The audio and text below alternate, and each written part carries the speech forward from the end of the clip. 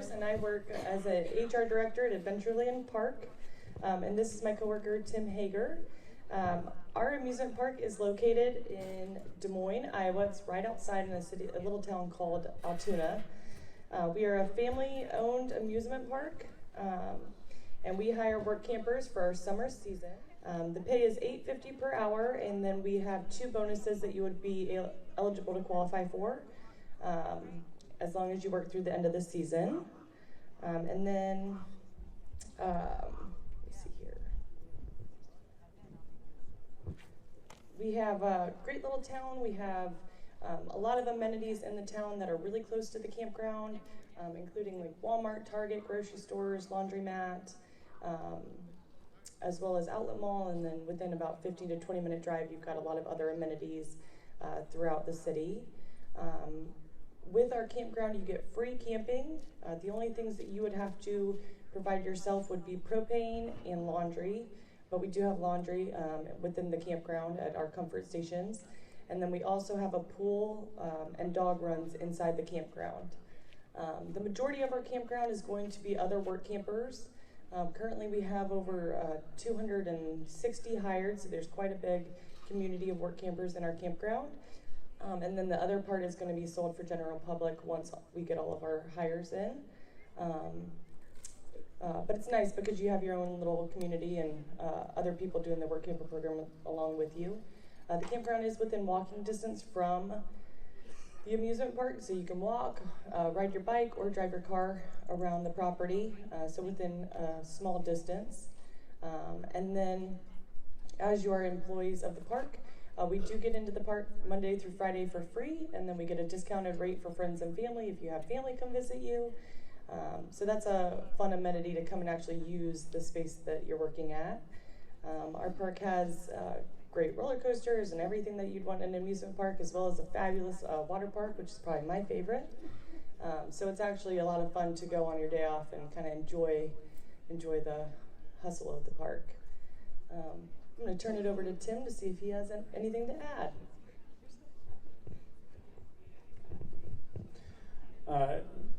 I don't have a whole lot to add to that. She gave the good summary there. I guess I could just add a little bit about the history of the park. As she said, it is a family-owned resort. The family lives right there in Des Moines and still works at the park with all of us. So you'd see the owners around and walking around the amusement park. We have had work campers for about 25 years. So it is not something new that we just started. It is an established program, and we have had a lot of people come through the door. Honestly, it's not for everyone, but for the people that enjoy it, they really enjoy it. We have quite a few that come back year after year. I think our longest has probably been there probably about 20 years now, and working in rides. So, it's just one of those fun things.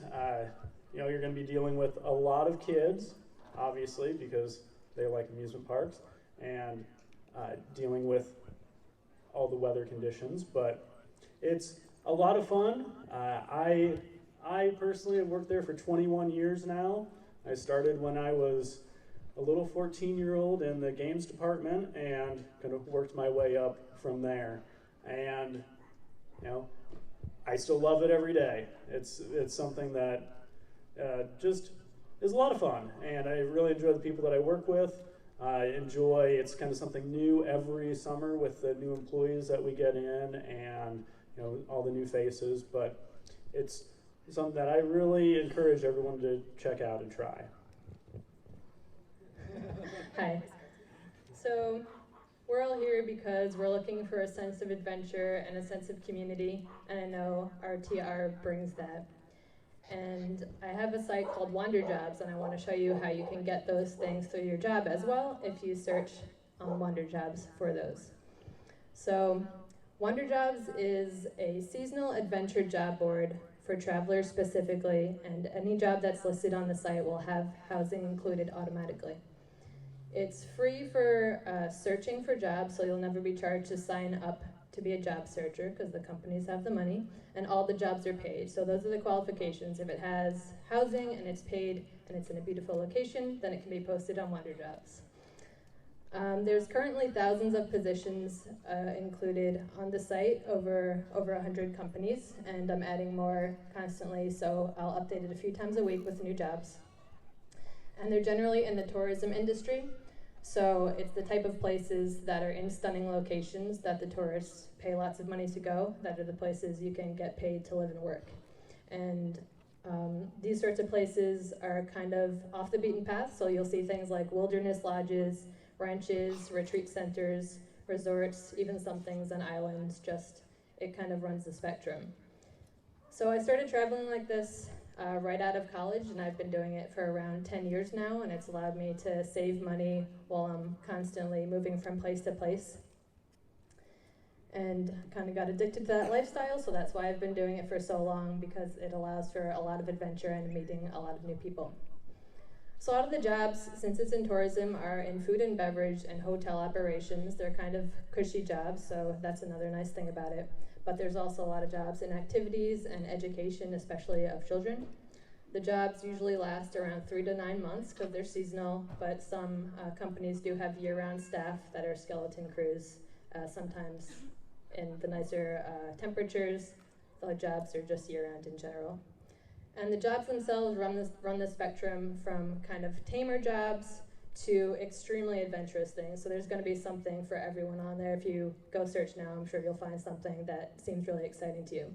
So on the tamer end, you have the things like front desk, retail, education, childhood education. Kind of in the middle, you have activities. So at family-style resorts, you might be an activity leader or a hiking guide or a kayak guide, or even a camp counselor. And then on the extremely adventurous end, if you're into that, there are the luxurious international tours that need guides, whitewater rafting, and even cruise ships. So you can find just about anything you're looking for if you search the site.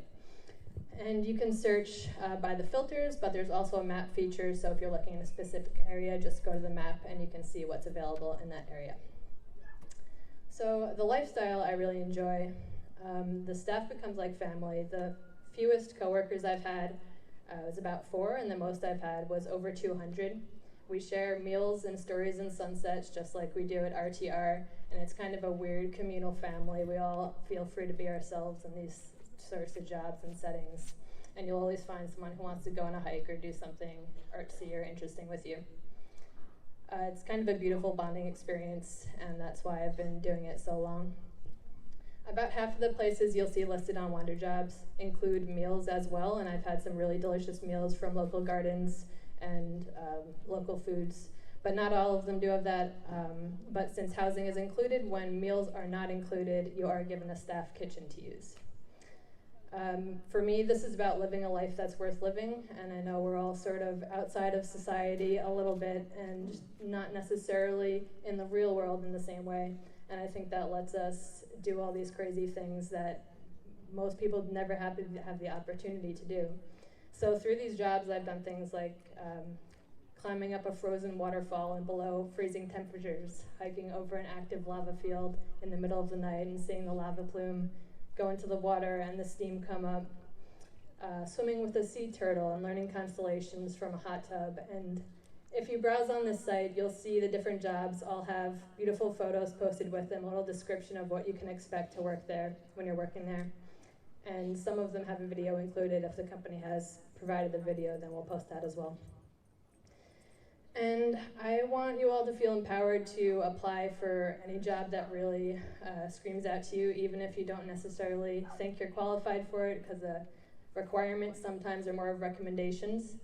And I once applied for a job at a marina where I'd have to teach customers to drive boats, and I didn't know how to drive a boat when I applied for that job, but they hired me anyway and taught me when I got there. So if something really reaches to you, just go for it.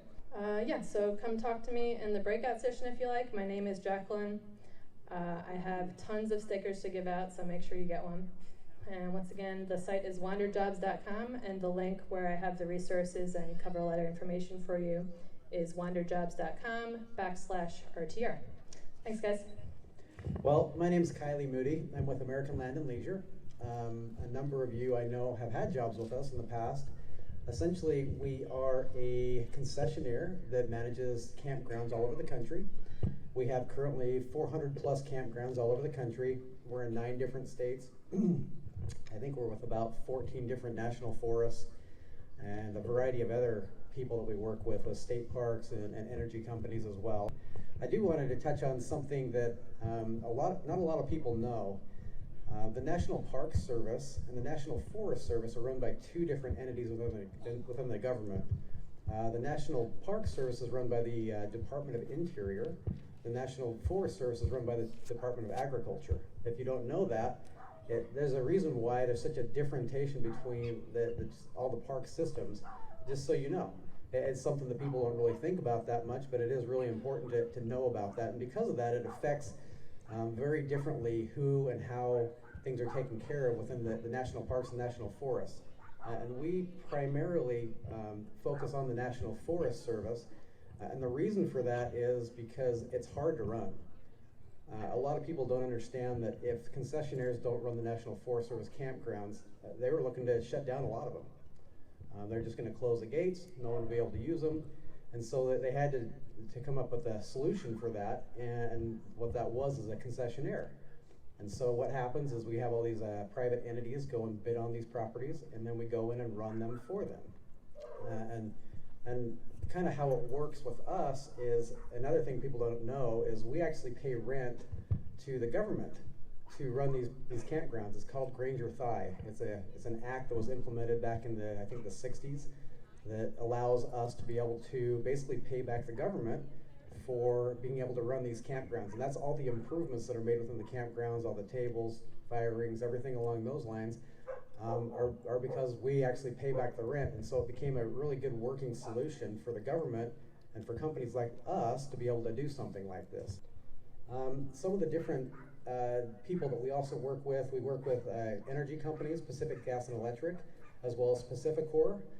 And each of these have their own unique stipulations. So for energy companies, if you don't know, they are required by the state to provide recreational facilities for X amount of square footage that they're using and for all the lakes that they're creating and providing hydroelectric power and different things like this. And because of that, they don't want to run campgrounds, so they ask people like us to run those for them. And so it kind of gives you an idea of why we have so many and kind of the backgrounds of some of these things. And I'm more than happy to talk to people about this. It's an interesting story how all this is all created as well. But I'll be over here at the end of this. I think circle 3 is where I'm at, somewhere in there. I'm more than happy to talk to you, answer any questions that you have. Thank you. My turn. I've got an entirely different type of job to talk about. My name is Dina Farbman, and I'm Quality Control Manager for AscribeErrs, which is a legal transcription company.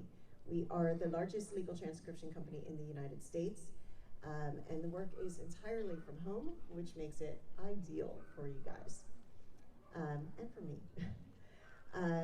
I've been with the company 12 years. The company's about 14 years old, and what we do is we transcribe courtroom proceedings. So we're taking audio from criminal trials, civil trials, bankruptcy proceedings, depositions, anything else to do with courtroom proceedings, and we type them up. Entirely work from home job, so it's kind of awesome. I won't lie. I actually started as a transcriber, and I kind of miss transcribing because it really is an amazing opportunity to see into parts of the world that you might not otherwise see. So let me tell you a little bit about the process.